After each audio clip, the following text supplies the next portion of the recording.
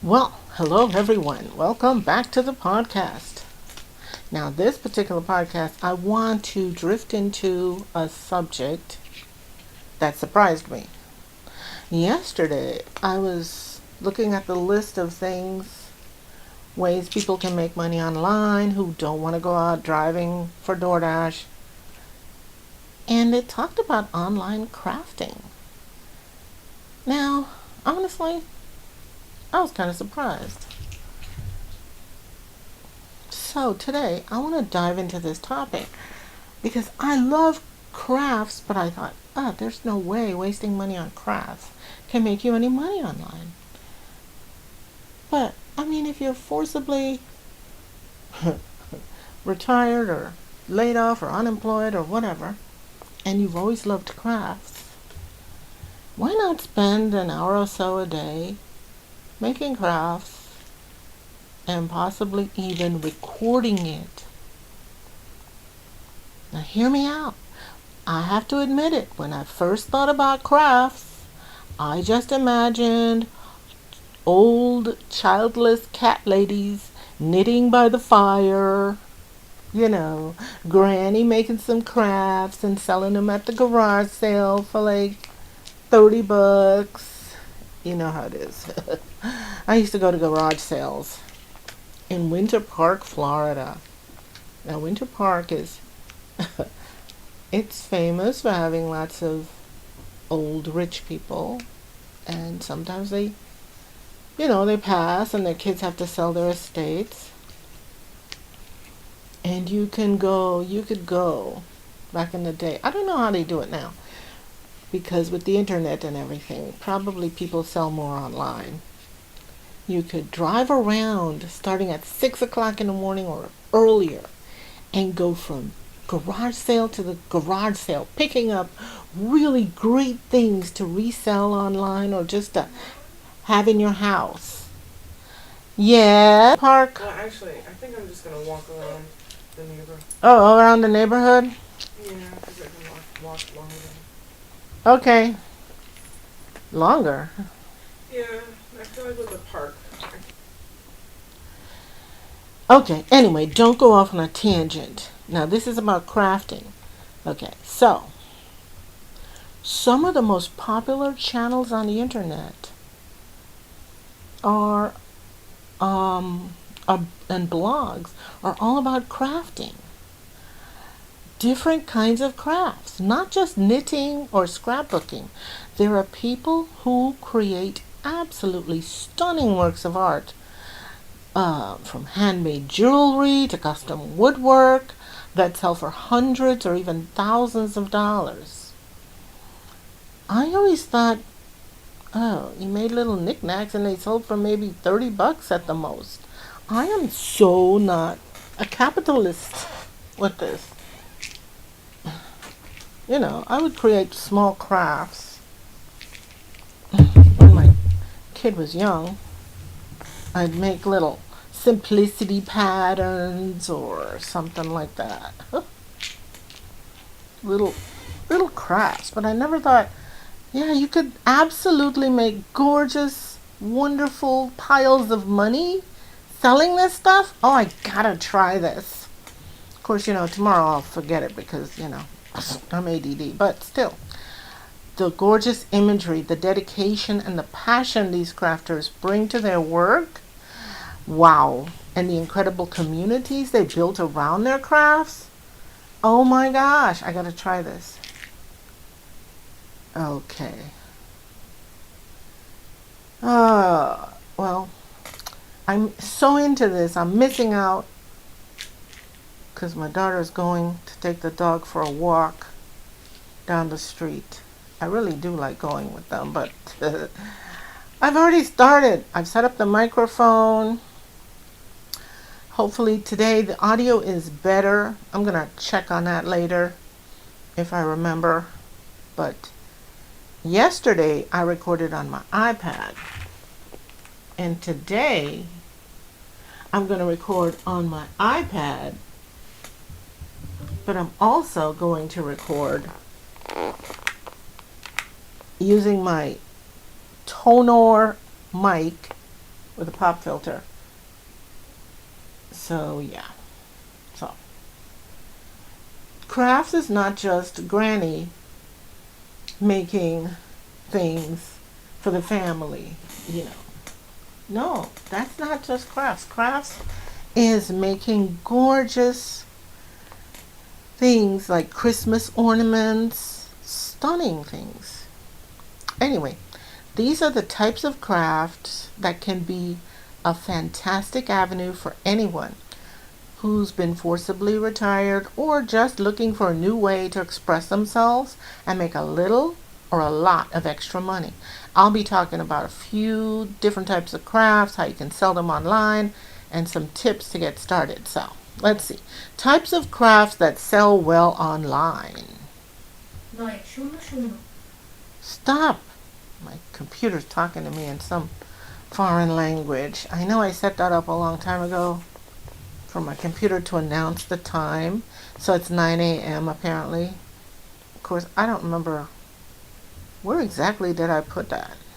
I should shut her up. Anyway, types of crafts that sell well online. So, these are the types that sell well online. Handmade jewelry. Oh yeah, I do love jewelry. Of course, I'm Seventh-day Adventist and we're not supposed to wear jewelry. So, we gotta hide it. Don't come to church. Don't come to our church with jewelry on. Well, they'll be okay with it because they know you're a heathen, but you know what I mean. So, handmade jewelry. People love unique, one-of-a-kind pieces they can't find in stores. Knitting and crocheting. Really? Back when I was in 3rd grade, they taught us how to crochet. I think they would divide the boys and girls, and the boys would go to shop and the girls would go to cooking. But somewhere in there, they also taught us knitting. They taught us crocheting. And I crocheted this gorgeous little doily that I brought home from my mother. Where is that doily? Many decades later, I'd like to know where that doily is. It was a gorgeous little doily. I have it in my mind right now. Okay, custom woodwork and furniture. Oh no. I don't think this is for me. I would just probably hit my hand with a hammer. But if you're handy with tools, there's a huge market for custom, rustic, and reclaimed wood furniture and decor. Okay? So, yeah, if you're handy with tools, you know, and not only that, but, you know, when you are frustrated with going on LinkedIn, looking for work, talking to recruiters, getting ghosted because the recruiter has seen you and decided, oh no, they're the wrong demographic, whatever the demographic is, age, gender, race, whatever. Get into your little area in the house and makes yourself some custom furniture. It could be like a birdhouse or something small or something big like a coffee table. I remember one time on the Golden Girls, Rose decided to make birdhouses to promote some cause she had aligned herself with. So in the middle of the night, she's banging, banging, banging. And of course, Dorothy wakes up to come out and stare at her. And she's like, maybe you'd rather I just smash it like this. Anyway, the next thing is digital crafts. Now this is printable art, planners, and digital downloads. Digital products in a specific niche. You know, don't just go out there and try to create a calendar and sell it.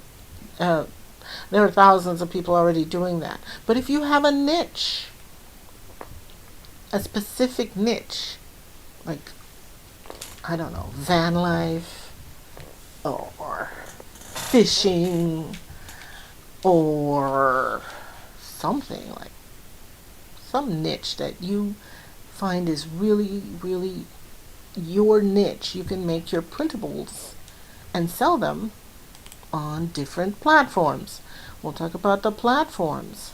So, digital crafts, soap and candle making. I remember my daughter did this. She just got into soap making and these wonderful scented soaps. And we didn't make candles, but candle making. Of course, one thing we did not know about how to do is marketing. We and many others like us are terrible at marketing. You've got to market your stuff. You've got to get on social media and sell it. And you know what? Social media, oh my God, I find it, okay, I kind of find it a little bit boring. But what I'm going to do is, I think I'm going to get somebody from the Philippines to do my social media. Yeah, and I mean, I'm going to pay somebody to get on there and promote me because honestly, I can only spend so much time on Facebook, Instagram, Twitter. Once in a while, like once every few months, there'll be a topic and I will get on Twitter or Facebook and I will explore that topic deep down. But come on, you're going to need to do it more than once a month. You're going to need to once every few months. You're going to need to be consistently posting. So yeah, I could get my virtual assistant to do that. So now, how do you sell the crafts? Well, we just talked about social media. So let's talk about you don't need a store to sell your crafts. Just a good internet connection. So you've got the different platforms. You've got Etsy, eBay, Amazon Handmade. Now that's this new one I'm discovering. I didn't even know that much about Amazon Handmade. Now I have sold on Amazon before, and it's a great place to sell, to resell things you can buy on sale at Target or Walmart. I especially loved selling baby onesies on Amazon FBA. Of course, I'm ADD, so once I got to a point where I was selling $6,000 a month, I got really bored and I went back to work at the emergency management agency. But you can do this. If you are a consistent person, you can make decent money on one of these platforms. Or you can use even your own website. Oh, that reminds me, let me promote my website. It's www.impressivekeys.com. Go there, leave a message, and it's under construction, so As a matter of fact, I can look at it right now and see what it's doing. Probably nothing. Anyway, I'll look at it later. Okay, so these are the places you're going to sell. Instagram and Pinterest can be powerful tools to showcase your work and drive traffic to your online store. Now, here's the best part. People love to see the process. They want to see you in your creative space, showing off your skills, sharing your story, and being authentic.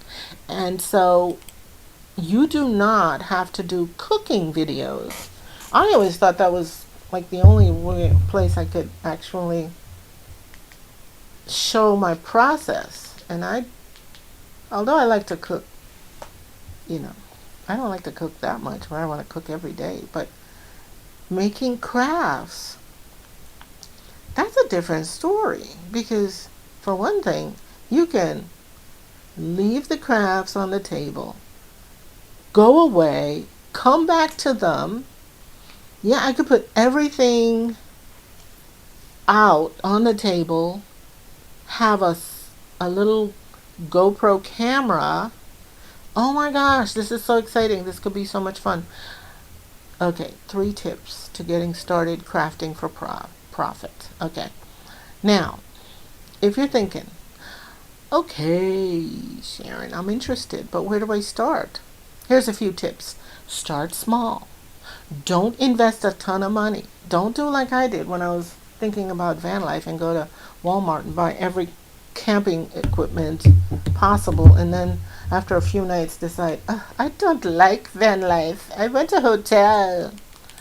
That was me. And all my camping equipment is now in the garage, and we had to transport it. And we moved several times since I decided that I was into van life. So all his camping equipment still sits in the garage and the basement. Oh my gosh. We should explore that one day. Anyway, research your niche.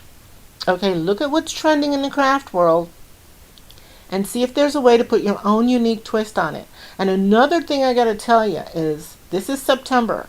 So, if you want to get started this month, just know that after Thanksgiving is when the big sales come for things online, because people want to buy gifts for grandkids, they want to buy gifts for friends, for everybody. And if you can package and send your stuff all across the world using your shipping skills, you can make a ton of money because they will pay.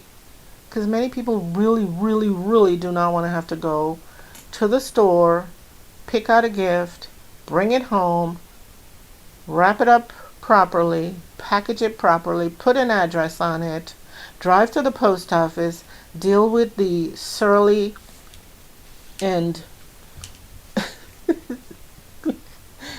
they're not all surly, but a lot of them are. Deal with the cranky post office attendant trying to get your gift sent. No.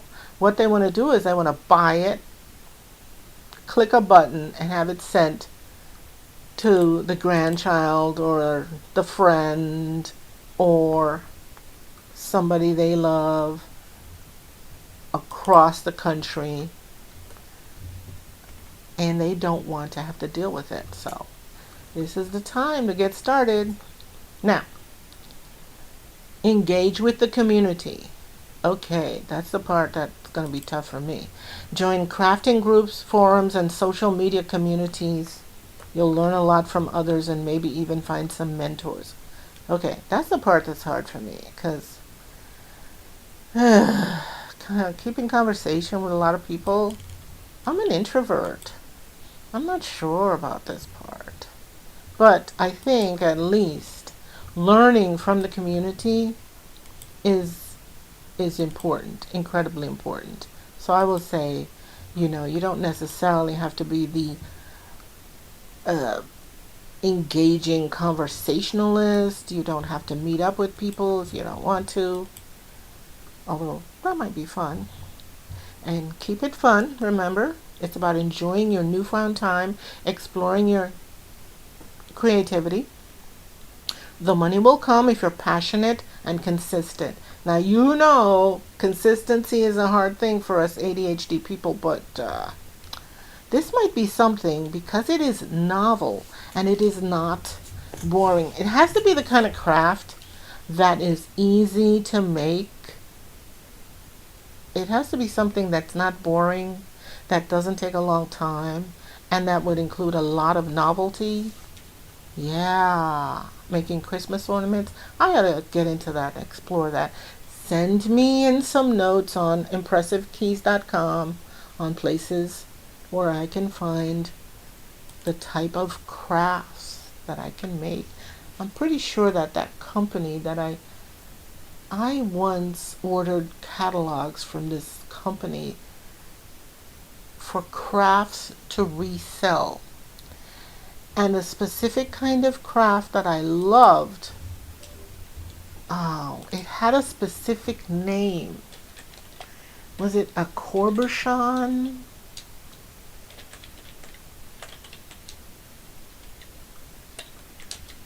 It was the type of thing you would make it out of a ceramic.